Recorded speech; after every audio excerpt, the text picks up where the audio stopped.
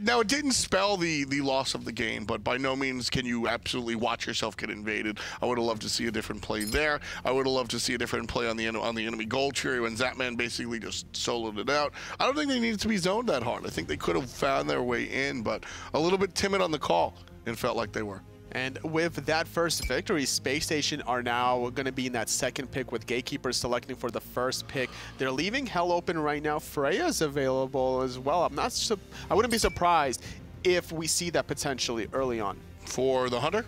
Yes, potentially for Day to Remember. Unless he wants to still stick with that physical Hunter. Kurnos is not a bad option. You're covering all options between aggression and defensive options. Well, the bans come out pretty almost exactly what we saw last time, except trade the Ganesh for the Terra.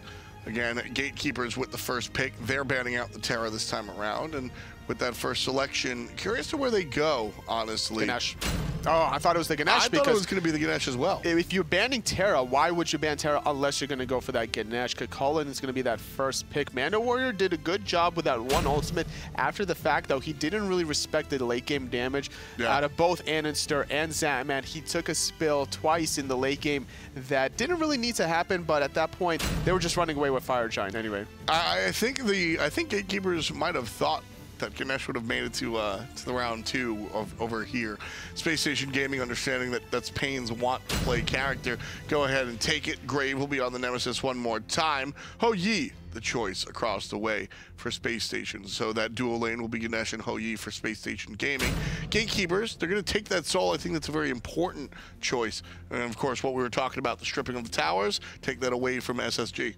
And the fact that there's no Fafnir on the board for Space Station, I don't necessarily think that they were going to go for the soul anyway. Right. So I think it's more about Gatekeepers wanting it in their hands, maybe then stripping it away from Aninster. And Ganesh Ho Yi is such a strong push combination here, just amplifying the damage. It's not going to be easy for Gatekeepers between Pain to Beyond and Day to Remember to hold that lane.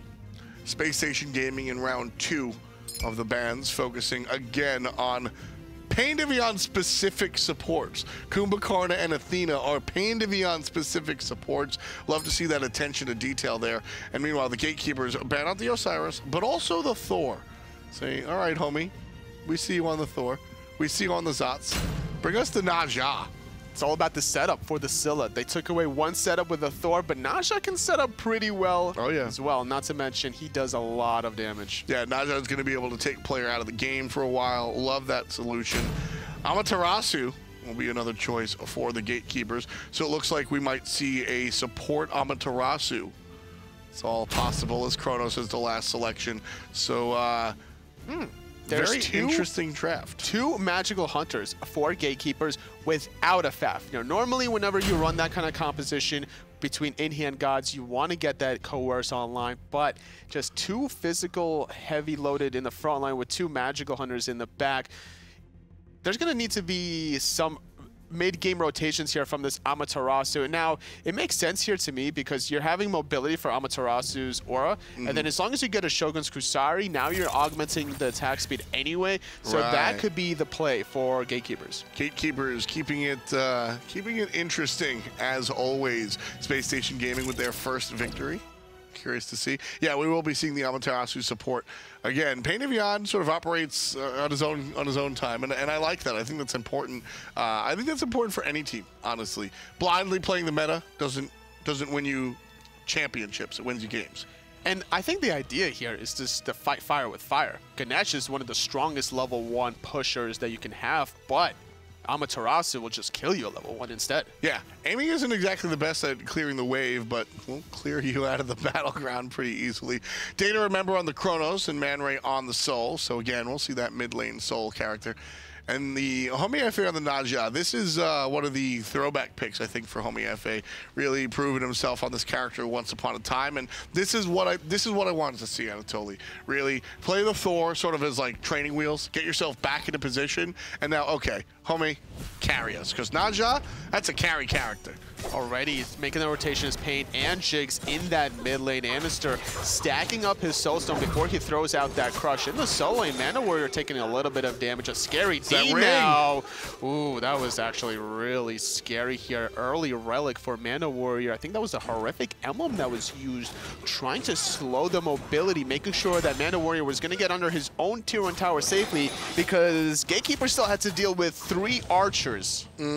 Space Station able to go ahead and make the invade successfully. This is not good. Oh, I thought they were going to commit there. I guess the the rings ring on bounces, cooldown from the camp. Ring bounces were not available for Scary D. If that was, then it was surely ring bounces into stun. No horrific emblem this time for Mana Warrior to escape under safety. However, Grave walks away with a speed buff, so Space Station, despite invading the blue, don't affect Grave on top of it. However, 2 more buffs for Space Station on the right. And that's all going to lead into the a very important gold lead right now. Little bit by bit. Don't forget, at 5 minutes last game, SSG was up by about 1,000 gold. Only half of that coming from First Blood. So their repeated jungle invades certainly add up. Left side though, Zapman versus Data Remember. Zap being aggressive as Data Remember forced out into his own tier 1 tower. Beans even being used by Zapman offensively just to secure 1 or 2 more in-hands. That's what you've got to come to expect. Mana Warrior gonna miss a stun onto Scary D. Homie FA still in this lane, as is Grave. Ring bounce just clearing. Such high clear coming out from Naja early on. It's also augmented by Scary D here, trying to look for a little bit of place here. Now, if Naja can find the clear here, then Scary D can find the cleanup with that Mink form. The Fatalis effect will easily chase down everybody. However, Space Station, they don't want to commit to kills quite yet. They still have to deal with these 2 buffs, already getting their own blue. Now, speed buff is the last one. SPL Gatekeeper is playing offensively here. Looking for the speed invade, but Graves the one that's going to get in trouble. Beats used to avoid some of the nonsense out of Naja, but now Mana Warrior looking for Naja himself. Homie FA relatively low. Graves still poking his nose in this team fight, and the rotation on the Space Station Gaming could prove fruitful. Jigs and Anister are here. Knock up onto Pain to Beyond. The silence is good. Naja stash as well, barely dashing away. He got out of there, but he's still followed up by a member of Space Station Gaming. Pain to Beyond safe and sound after all of that. Does not deserve to be, but a well-played team fight by SPL Gatekeeper. Scary D pushed forward. Pain is still here. Grave takes him out. Wonderful persistence. SPL Gatekeepers first on the board. Scary D got baited. Mana Warrior baiting himself perfectly, recognizing that he was about to transform into that rage. He used his escape in the normal human stance, and then once he transformed, now he has another escape and a root. Scary D just got baited. Just understanding, one of the things that impresses me about high-level players, Anatoly, is the understanding of just how safe or unsafe you are at all moments in time. Watching pro players in the yellow or the red of their HP bar stick around is always one of those like nerve-wracking, nail-biting moments. Grave stayed there for, in my opinion, way too long. But then we see what happens for him sticking around too long. Scary D's taking along a little bit too long as well, because Grave is right around the corner, finding one in hand, but not wanting to commit too hard quite yet. Not able to dive this, but Pain, he knows he can dive this sitting at level 5, but does he know about these rotations? He's got the dash, no problem. Another player that found himself very low. And that's really what got the first blood for SPL Gatekeepers. Again, going back to the assessment of danger. All of these players stuck around, quote-unquote, too long, but that wound up being the bait necessary to confirm the kill. And finally, Gatekeepers are going to be able to grab their own buffs. No blue buff being stripped away from Mana Warrior this time on the first respawn. Anister and Jigs trying to secure those right side mid-harpies. Looks like they did go for Space Station's side. Yep. They slowly built about a 300 gold lead, despite Gatekeepers getting the first blood. Mana Warrior in the sky, likely to fall as soon as he hits the ground, and he does. Homie FA answers back with a kill of his own, so both junglers now with one in the kill column. Very difficult to handle Naja ganks whenever you don't have the necessary protections or the relics. Going for a horrific emblem doesn't give you the same effect that a shell would potentially. If you shell right before that Naj ultimate happens, you're going to be buying yourself a lot of time once you come landing down. But going for the Horrific Emblem shows that Mando Warrior's thinking about locking down Scary D after he uses the Mink form. Now, you can't really stop his Fatalis effect. However, you can just slow him down. Yeah, Horrific Emblem is almost more of an offensive ability than a defensive ability in my eyes, at least at level 1. Level 2, it just destroys the enemy's damage, but being able to slow players down and look for the kill, very important. Zatman shows up, ult for ult. Now the boxing is on. There's a nice hit out of the ricochet. Zatman just chasing Data, remember, out of lane. 2 levels, Days Senior.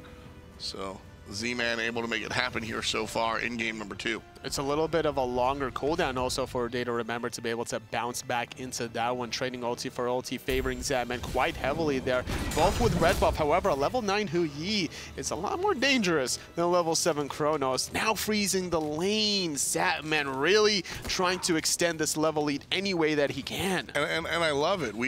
In my opinion, we don't see this enough. Why do pro players not always go for the lane freeze? It depends on what else is available in the map. If we look at the jungle side on the left, the red, purple, and back Harpies are down for Zap Oracles and left mid Harpies. There's nothing for him to farm, so he might as well just wait here anyway. And if he could strip away 3 melee worth of experience, that could be the difference between being 2 levels ahead or maybe 3 levels ahead.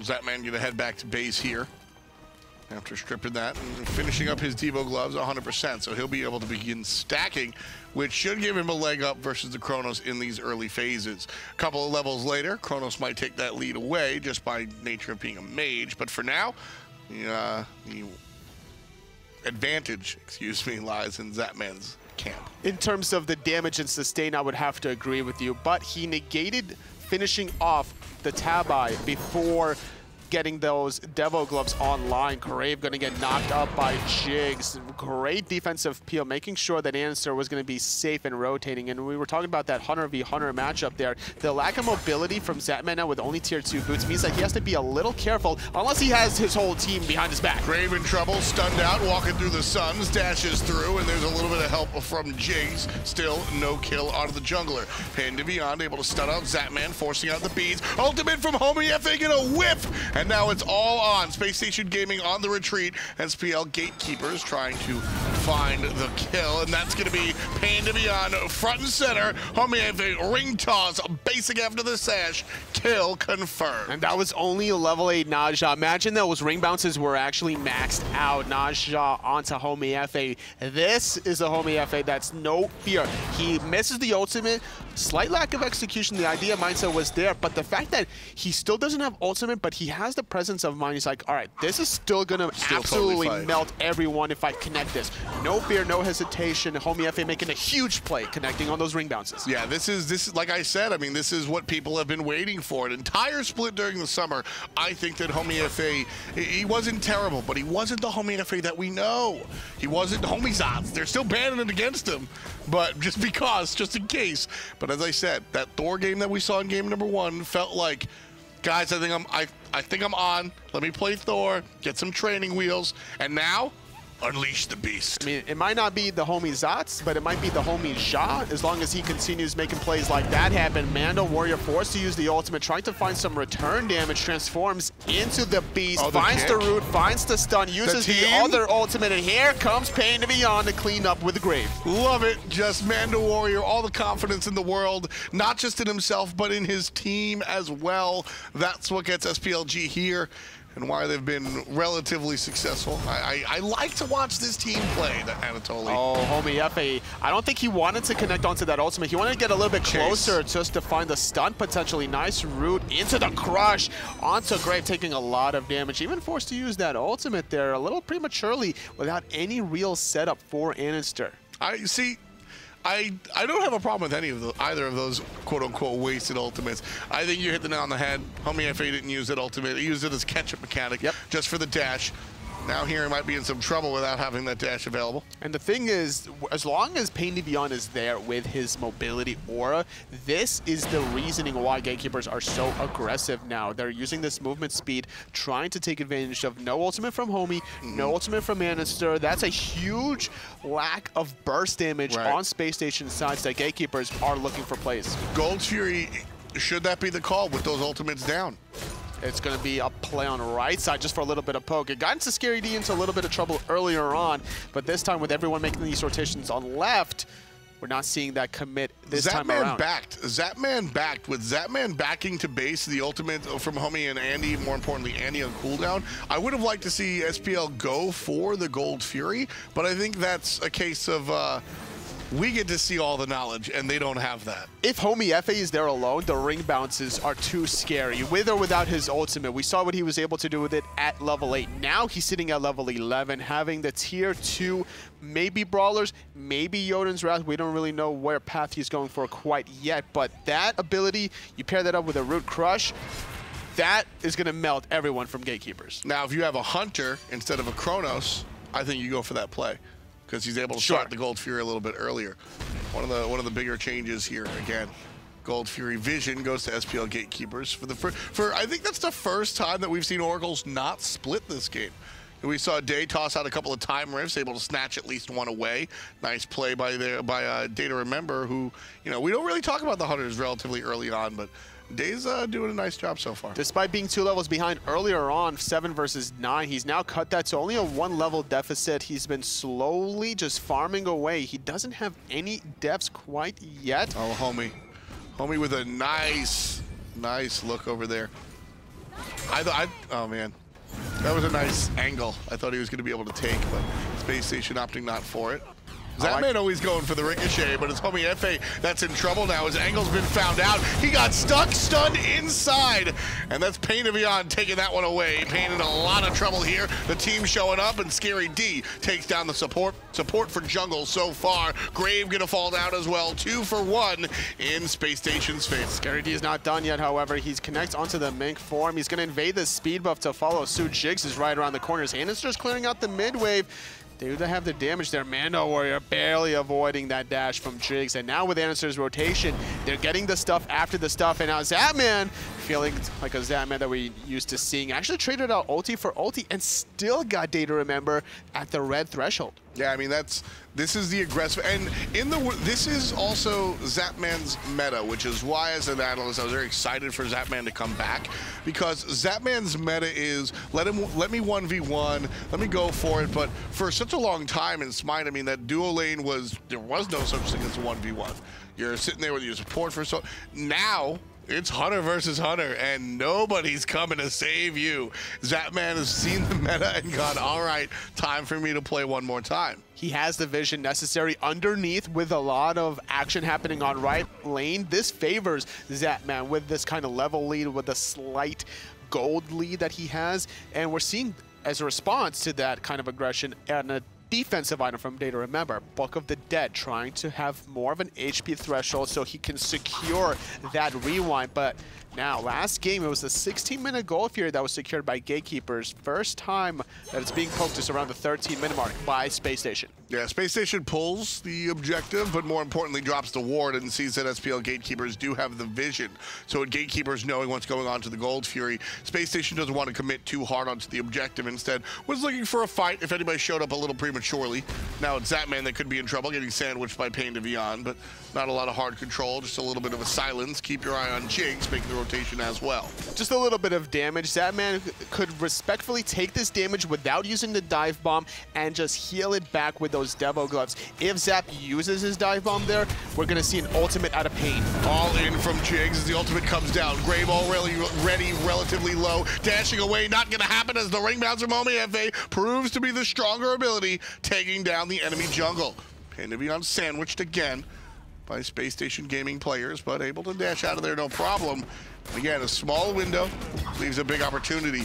Space Station looking for the 5-on-4 goal fury. Remember, he needs to get there. Jig's missing that dash, forces the reset, and Payne's here as well. He's going to get silenced out, but not until Data Remember gets taken to the sky. And they're going to land right into the field of Zapman Ultimate. That's number 6 for Space Station Gaming. Wonderful setup by the jungler. Heads-up play by the hunter.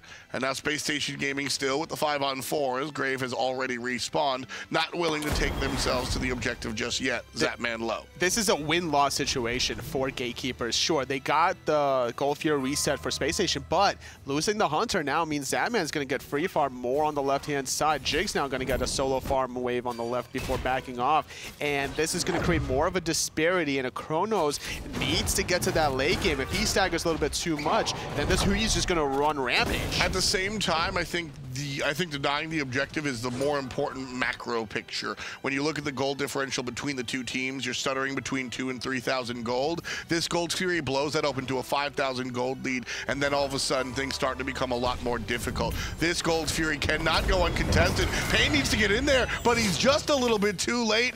Andy is the last one to touch the Gold Fury. Space Station Gaming get credit for it, and right there's the 4,000 to 5,000 gold lead. Gatekeeper's gonna have a harder time here in the mid game. This is why Ganesh is such a high priority pick for certain players, whether you are Jigs or Payne Beyond here. You're looking at that silence from the It was very difficult for Payne to really commit there, and even if the dash goes off for Payne Beyond, the chances that he gets clipped by just a 0.1 second silence there stops the ability completely. Yeah, and it's troublesome, and that's why we don't see the objective even contest. I would like to see more players from the Gatekeepers near that objective, but Payne Beyond the only one local. And the Gold Fury goes to Space Station. That's after the fact, too.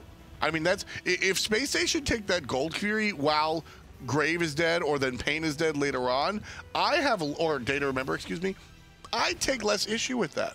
That seems to be more of a mistake on Gatekeepers' part than a great play by Space Station. It just seems that there was a bluff by Space Station that Gatekeepers kind of didn't respect. Yeah. Like, it was a bluff into a non-bluff. They were like, okay, let's see if we can get away with this to start. Yeah, you're not really fully committing to this anyway. We're knowing we could see the whole eagle-eye bird view where Space Station were like, not fully committed, but the fact that it got that low, yeah, that was free. Yeah, that's what we see that on Fire Giant a lot, where somebody just starts shooting the Fire Giant just to like start his animation so that players in the jungle see the effects particles and then show up. But if nobody shows up, I'm just taking this. Oh no, Man Ray accidentally fatty fingered his Aegis. Graves gonna force to use that beads, but the patience from Homie Efe taking Graves in the sky. And then landing right down into Zapman Jig's territory. Z-Man gets the kill 2 for him so far in this contest. Now relatively low, Scary D in the middle of everything. Mando Warrior trying to force it. Surrounded by players, still gets rooted, and he'll be pushed out away. Really, really wanted that kill. Was the Gatekeeper solo laner. Space Station, they're up 5-4 as far as the players are concerned, but Gatekeepers don't seem to have gotten that memo. They're playing just as aggressive. There's so many members low here on Space Station's side. Half health is Anister. He's wrapping around the speed buff. There's no vision for Gatekeepers to see this rotation. The root barely off the mark. If that connects onto Mando, it actually probably would have spread to Data Remember, and then we would have seen the crush follow-up. Very fortunate for Gatekeepers to avoid that ability. Look at Homie Efe. Yeah, here he is, just trying to deal with the players. Meanwhile, Man Ray looking for the objective, dashing away his jigs away from some of the poke that the soul brings. Fire Giant woken up, but nobody really wants that guy. Right now, an interesting situation here for the Gatekeepers. This is make or break time. The next time they slip, the game goes into a spiral, and Space Station Gaming are really in a position to go ahead and take it. So the Gatekeepers, I like that they're still playing aggressive, because 4,000 or 5,000 gold, absolutely something you can fight into. The Gatekeepers know that, and that's exactly what they're doing. It's more about the experience. There's an 8,000 experience advantage for Space Station, and we're looking at the late game potential here for both of these teams. Anister playing this Scylla is all devastation. If I'm looking at Space Station, I'm really fearful for Gatekeepers if it's going to progress towards that late game. Brief pause here as our players get things situated. Very interesting, and I feel like it's an appropriate time for a pause. It's very like halfway through this game, and as I said before, right before we came to break, this is the point. This is where either team really takes off. Just as equally as I can see a team fight going in Space Station's favor and them getting a Fire Giant and spiraling out of control, I can see the same thing with SPL Gatekeepers across the way. Who do you think has the upper hand, ignoring the obvious 4,000 gold lead for SSG? I think Space Station are absolutely in the driver's seat. They are controlling the game from here on out. It's very important for Gatekeepers to not falter too much. They can't take this kind of damage. No, Grave is getting deleted here by Homie FA. No chance to survive. Make your time. Homie FA just does the dirty work. Big crush. So accurate. Forcing the ultimate out. So accurate is Anister with these roots. Setting up the play as Jigs is sitting on the left-hand side with Zaman, confirming this tier 1 tower. Left alone. Data, remember, can't really hold this for too long, but it doesn't seem that Space Station are too interested in a tier 2. Instead, they're going to potentially look to collapse on some rotating members. One of the big things that I think has been very powerful for Space Station has been not Zatman particularly the player, but the Hoyi selection.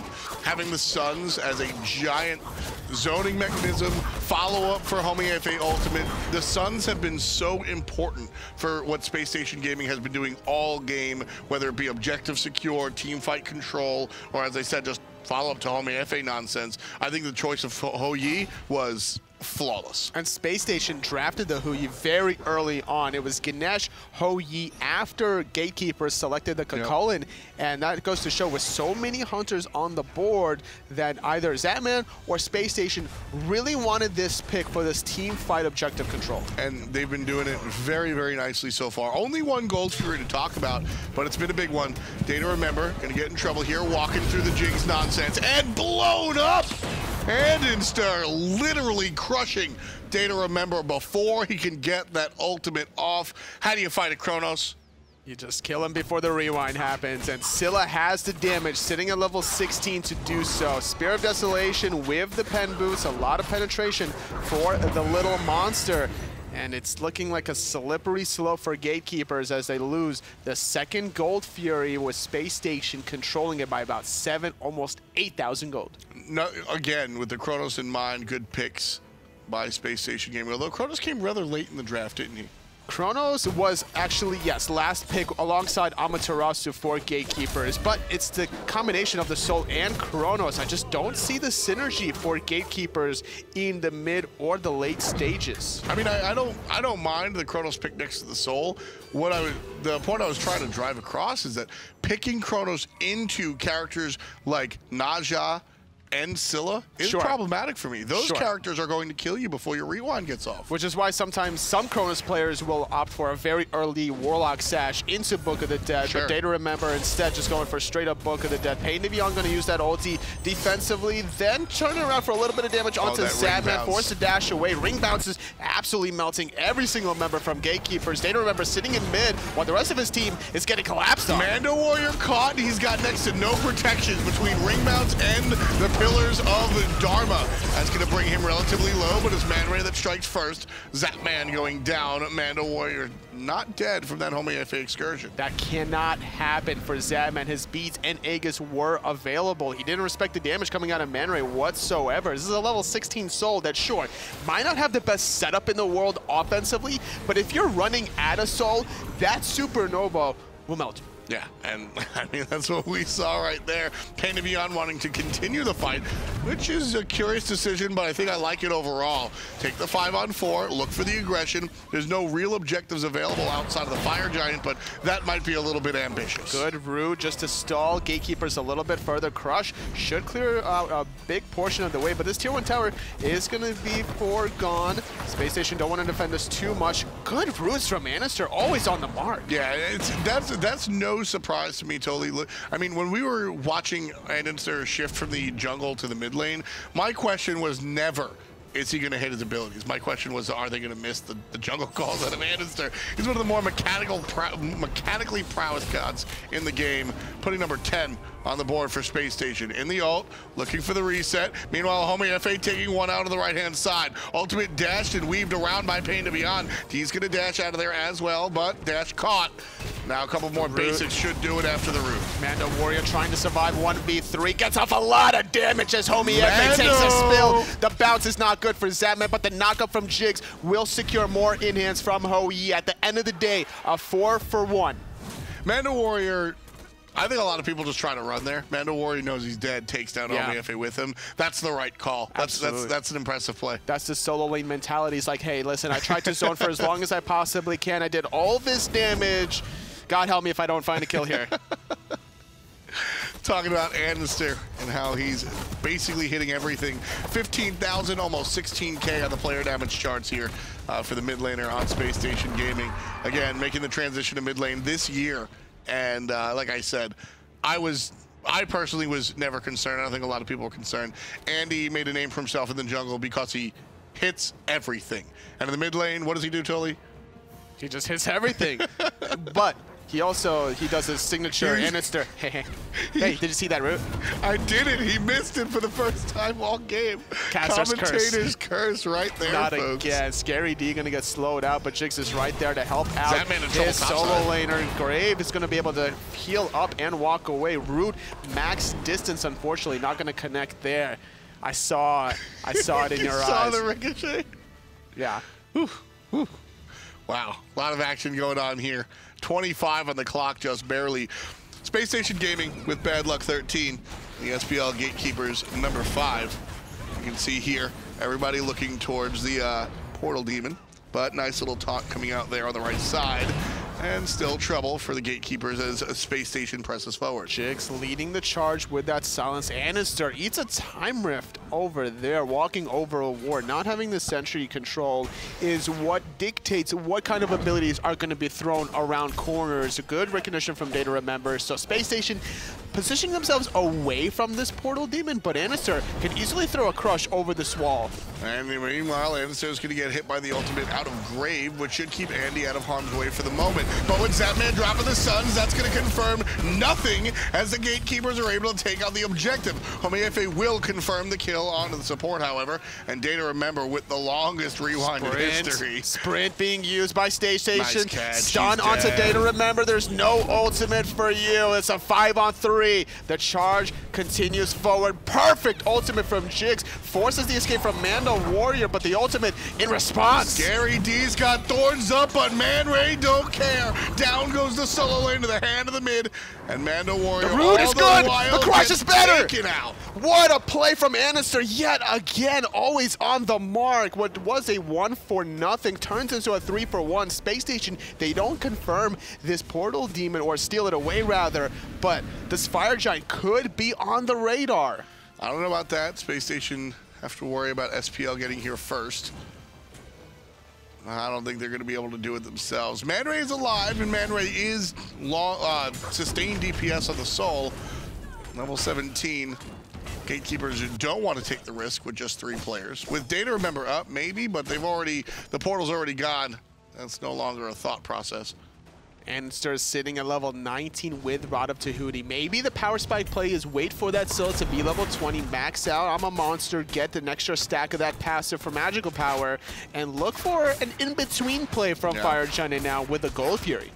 That might be the call. I really liked Jigs' patience in that team fight. I think the fact that Jigs doesn't use his ultimate at all until the retreat underneath the tower makes or breaks a couple of those kills. As long as you could position those 4 corners to cut off the pathing, it actually forced Mando Warrior to dash into his own tier 2 tower instead of using it to potentially displace somebody such as a Hercules driving strike would do. Yeah, and it's you know, that sort of decision making is what makes Jigs so high on my list. I love to watch him play, and I love to watch those sort of things come out. I mean, I think it's very easy just to toss the pillars down in the middle of a team fight. Everybody was kind of going nuts over there right by the Fire Giant. Very easily could have dropped it, but saving it for the must-have scenario.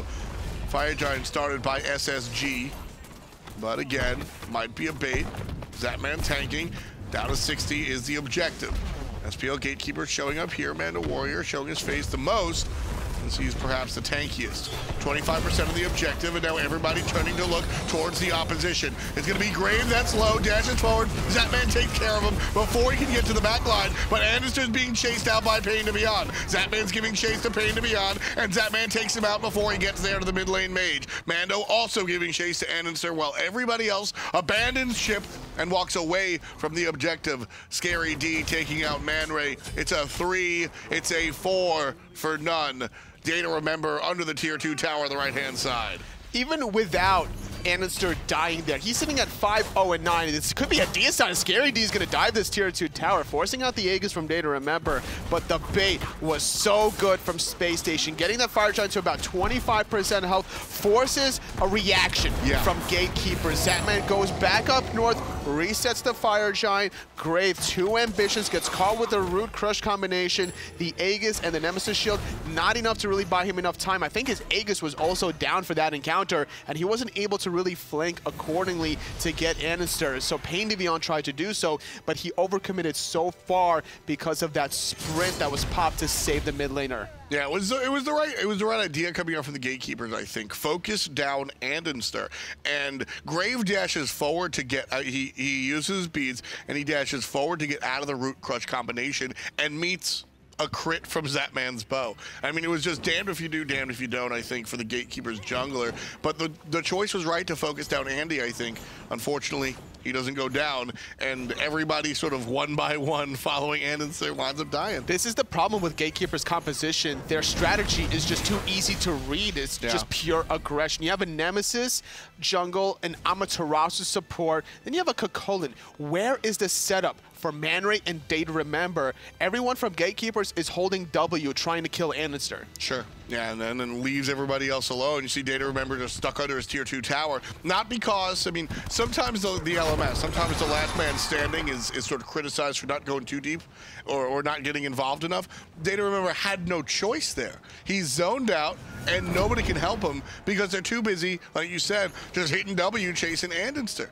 And with Pain to Beyond's aura movement speed, with him diving so far deep in the backline, he's not using that movement speed to save his backline on Man Ray or Data Remember. These are the 2 gods that you need to keep alive. However, because of the position that Space Station are in this game, they can force that kind of a Fire Giant bait play and then just create a lot of chaos and havoc, discombobulating the position out of Gatekeepers.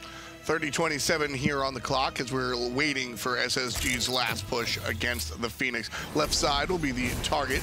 That's exactly where they'll line up here. Gatekeepers, their defense, not as strong as their offense, I think it's easy to say. It's going to be hard to try to go any forward. Ganesh drops the pillars. The Phoenix sitting at less than half health. He's already dead. Pain to Beyond can't be the front line. Grave does take out Zatman, which was going to be a very good look, but Data Remember falls to the ground after Homie Efe ult. Andy cleans that one up. It's a 4v3. No hunter for SSG, but they don't seem to mind. They got the Phoenix. They got what they came for. Finding 2 picks for Zatman is a nice trade because you take away the high DPS of the Chronos late game and the pure aggression out of Pain to Beyond playing this Amaterasu, having still a decent amount of damage on Homie Efe. As long as he's sitting on this Phoenix, that mid one will fall right after Mando Warrior fell. That's the second time in 2 games that we've really seen that sort of play at Mando Warrior. I think he overestimates how tanky he is in the late game.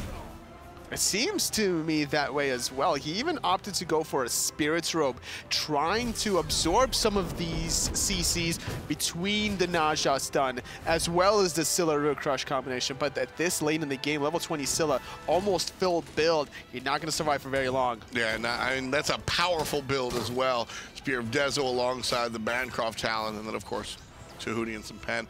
Nasty stuff coming out from Anderson. That's why he's number 2 on the player damage. Scary D taking that away from him in the later stages of this game. It's fake damage. Fake damage?